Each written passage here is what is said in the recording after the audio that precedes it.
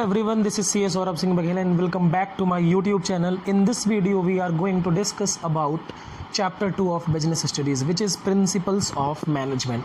तो chapter 2 principles of management को हम शुरू करेंगे.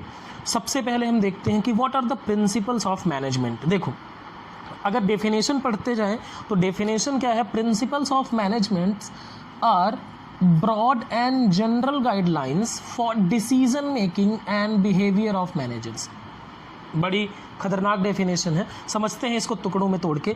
ब्रॉड एंड जनरल गाइडलाइंस का मतलब क्या है? कि प्रिंसिपल्स वो गाइडलाइंस हैं, वो उस तरह का गाइडेंस है जो आपको हेल्प करेगा आपके डिसीजन लेने में और आपके बिहेवियर को इन्फ्लुएंस करने में, लोगों के बिहेवियर को इन्फ्लुएंस करने में.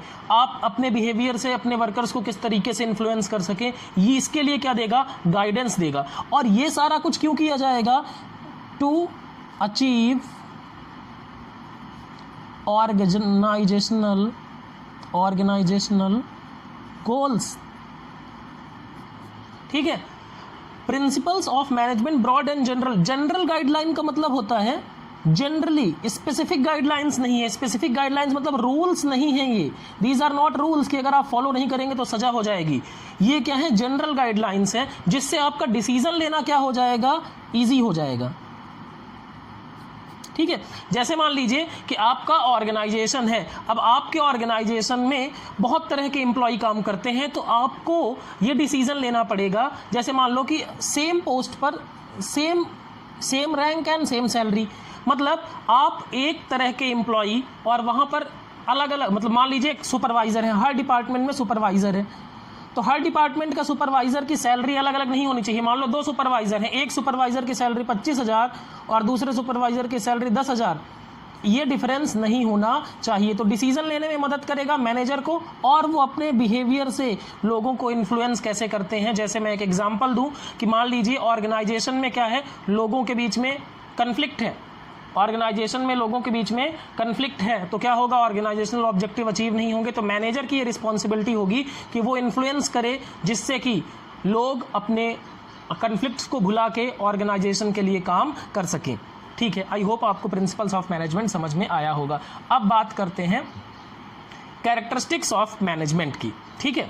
कैरेक्टरिस्टिक्स ऑफ मैनेजमेंट, पहला कैरेक्टरिस्टिक्स लिखा है जनरल गाइडलाइंस. जनरल गाइडलाइंस का मतलब these are not specific, these are not rules. इनको क्या किया जा सकता है? सिचुएशन की डिमांड के अकॉर्डिंग, सिचुएशन की डिमांड के अकॉर्डिंग क्या कर सकते हैं? एडजस्ट कर सकते हैं. कैसे? सिचुएशन के डिमांड के अकॉर्डिंग.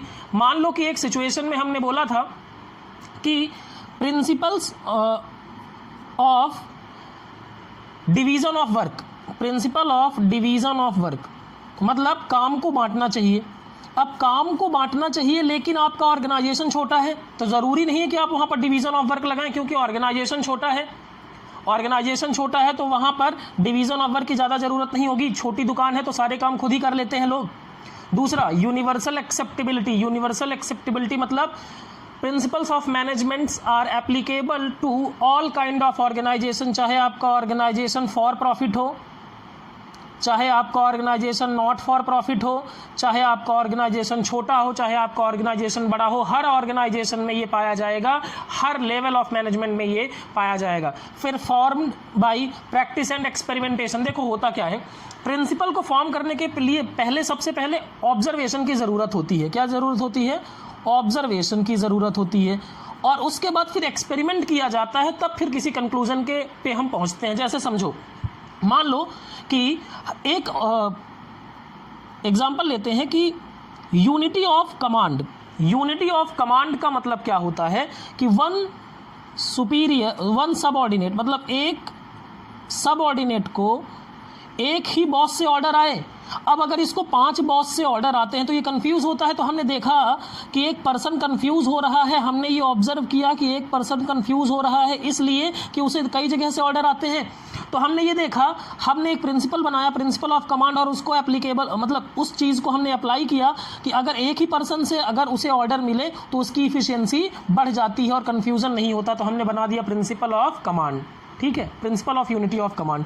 फिर flexibility not rigid, flexibility not rigid मतलब जैसा देखो बिजनेस इन्वायरमेंट चेंज होता रहता है, तो चेंजिंग बिजनेस इन्वायरमेंट के मुताबिक हम क्या कर सकते हैं, हम अपने प्रिंसिपल्स ऑफ मैनेजमेंट को क्या कर सकते हैं, मैनेज कर सकते हैं। कैसे, सुनिए, मान लीजिए आपका ऑर्गेनाइजेशन छोटा है, तो हमने कंसेप्ट पढ़ेंगे आगे चल के सेंट्रलाइजेशन एंड डिसेंट्रलाइजेशन। तो जरूरी नहीं है कि आप सारा डिसेंट्रलाइज कर दें या जरूरी नहीं है कि आप सारा सेंट्रलाइज कर दें। आप अपनी नीड के अकॉर्डिंग, आप अपनी ज़रूरत के मुताबिक क्या करेंगे, चेंज करेंगे। मतलब मैनेजमेंट के प्रिंसिपल रिजिड नहीं होते हैं। कॉज एंड इफेक्ट रिलेशनशिप देखो, कॉज एंड इफेक्ट रिलेशनशिप का मतलब ये होता है कि आप आउटकम प्रेडिक्ट कर सकते हैं। जैसे अगर आप इंप्लॉइज को प्रॉपर सैलरी देंगे, टाइम पे सैलरी देंगे, तो वर्कर मोटिवेट होगा, इनकरेज होगा। अगर आप इंप्लॉई को इनकरेज करना चाहते हैं, वो कोई आपके पास ओपिनियन लेके आया है कि सर इसको, इस काम को ऐसे करते हैं, अच्छा है, तो आपने उसको इनकरेज किया, तो जाहिर सी बात है वो बेहतर काम करेगा। तो ये सारी चीज़ें क्या है, कॉज एंड इफेक्ट रिलेशनशिप पे बेस्ड होते हैं। मतलब अगर आप एक काम करेंगे तो उसका इफेक्ट दूसरा होगा। फिर मेनली बिहेवियरल, मतलब ये बिहेवियर को क्या करते हैं, ये बिहेवियर को क्या करते हैं, बेसिकली इन्फ्लुएंस करते हैं। क्योंकि मैनेजमेंट में लोगों से डील किया जाता है और लोगों से डील करके ह्यूमन बिहेवियर को इन्फ्लुएंस करने की कोशिश किया जाता है।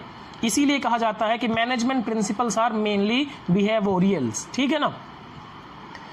अब आगे चलते हैं। अब आप इसको नोट कर लें वीडियो पॉज करके, फिर आगे के वीडियो में हम आते हैं अगले पेज पे। ठीक है, अब आपने नोट कर लिया होगा, तो हम आगे के पॉइंट्स को पढ़ते हैं। अगला हमारा जो टॉपिक है वो importance of principles of management है। What is the importance of principles of management. ठीक है, तो पहला इंपॉर्टेंस क्या है, providing managers with useful insight into reality. देखो, एक मैनेजर था जिसने पास्ट में क्या किया था, उसने सारे डिसीजंस अपने पास ले रखे थे, उसने सेंट्रलाइज किया हुआ था। बड़ा ऑर्गेनाइजेशन था फिर भी सेंट्रलाइज्ड था, मतलब सारे डिसीजन वो खुद लेता था। इस चक्कर में क्या होता था कि बहुत सारा टाइम वेस्ट हो जाता था, हर काम पूछ के होता था, तो उस ऑर्गेनाइजेशन में बड़ी सारी प्रॉब्लम्स आती थी। तो हम पास्ट मिस्टेक से सीखेंगे। हम क्या करेंगे कि अगर हमारे ऑर्गेनाइजेशन बड़ा है, मैनेजर क्या कर पाएगा, वो अपनी सिचुएशन के अकॉर्डिंग क्या कर पाएगा, अपनी पास्ट मिस्टेक्स के और दूसरों की पास्ट मिस्टेक से वो सीख कर उन चीज़ों को इम्प्लीमेंट करेगा जो उसके लिए बेहतर होगा। Optimum utilisation of resources. देखो, ऑप्टिमम का मतलब होता है maximum benefit at minimum cost, maximum benefit at minimum cost. And effective administration का मतलब क्या होता है, डिस्करेजिंग पर्सनल प्रेजुडिस। देखो, होता क्या है, आपको अपने रिसोर्सेज को इस तरीके से यूज करना है, आपको अपने रिसोर्सेज को इस तरीके से यूज करना है कि आपको मैक्सिमम बेनिफिट मिले, मैक्सिमम बेनिफिट मिले। और दूसरा, देखो, मैक्सिमम बेनिफिट कम मिलेगा जब आप अपने रिसोर्सेज वेस्ट नहीं करेंगे, जब आप अपने रिसोर्सेज वेस्ट नहीं करेंगे, ना कि ह्यूमन ना कि फाइनेंशियल। और इफेक्टिव एडमिनिस्ट्रेशन में क्या किया जाएगा, इफेक्टिव एडमिनिस्ट्रेशन में हम ये करेंगे कि आपके पर्सनल ऑब्जेक्टिव्स को किनारे रखेंगे। हम पहले ऑर्गेनाइजेशन के हिसाब से सोचेंगे, मतलब हर किसी के पर्सनल ऑब्जेक्टिव पे हमें ध्यान देने की जरूरत नहीं है, हमें as organisation as a whole के ऑब्जेक्टिव पे सोचना पड़ेगा। उसके बाद हम बात करें साइंटिफिक डिसीजन। साइंटिफिक डिसीजंस का मतलब ये होता है कि मैनेजमेंट ऑफ प्रिंसिपल कहते हैं कि आप हर एक सिचुएशन का साइंटिफिक एनालिसिस करें। साइंटिफिक एनालिसिस मतलब आप किसी भी चीज़ में कोई भी चीज़ बिना एनालिसिस के ना बोलें। जैसे किसी भी काम को करने में टाइम कितना लगेगा, किसी भी काम को किस तरीके से किया जा सकता है, तो ये सारी चीज़ें कहाँ पे आएंगी, साइंटिफिक एनालिसिस में आएंगी। फिर मीटिंग चेंजिंग बिजनेस रिक्वायरमेंट्स। देखो, बिजनेस इन्वायरमेंट चेंज होता रहता है, तो बिजनेस एनवायरनमेंट चेंज होने के हिसाब से ये क्या कहते हैं, प्रिंसिपल्स ऑफ मैनेजमेंट कहते हैं कि आप बिजनेस को क्या करना पड़ेगा, उस चेंजिंग एनवायरनमेंट को अडॉप्ट करना पड़ेगा। क्योंकि बिजनेस एनवायरनमेंट क्या होते हैं, मैनेजमेंट प्रिंसिपल क्या होते हैं, फ्लेक्सिबल। इसलिए ये अलाउ करते हैं बिजनेस को कि आप चेंजिंग बिजनेस एनवायरनमेंट के हिसाब से क्या कर सकें, अपने आप को अडॉप्ट कर सकें, उन चेंजेस को अडॉप्ट कर सकें। फिर फुलफिलिंग सोशल रिस्पॉन्सिबिलिटी। अब सोशल रिस्पॉन्सिबिलिटी क्या है भैया, देखो, हर एक बिजनेस के रिस्पॉन्सिबिलिटीज़ होती हैं टुवर्ड्स सोसाइटी। अब सोसाइटी क्या है, मान लीजिए आप के ऑर्गेनाइजेशन में काम करने वाले हर तरह के लोग हैं, तो आप उनके बीच में किसी तरह का डिस्क्रिमिनेशन ना करें, ना कि जाति के जाति के आधार पर, ना धर्म के आधार पर, मतलब ना तो जेंडर, ना तो रिलीजन, ना तो लैंग्वेज, ना तो कास्ट, ना तो सेक्स, इस किसी बेसिस पे आप उनके बीच में डिस्क्रिमिनेशन ना करें। ये कहाँ पर आता है? सोशल रिस्पॉन्सिबिलिटी में आता है। तो मैनेजमेंट हेल्प करते हैं कि आप अपने मैनेजमेंट प्रिंसिपल हेल्प करते हैं कि बिजनेस अपने सोशल रिस्पॉन्सिबिलिटीज़ को फुलफिल कर सके। तो गाइज इसको आप नोट कर लें। So this is all about principles of management and characteristics and its importance. अगले वीडियो में हम फेयोल के प्रिंसिपल्स पे जाएंगे। अगर आपको ये वीडियो अच्छा लगा तो लाइक करें, कमेंट कर सकते हैं आप फीडबैक देने के लिए, और दोस्तों को भी शेयर कर सकते हैं, और जिन लोगों ने चैनल सब्सक्राइब नहीं किया है वो चैनल सब्सक्राइब कर लें। Thank you.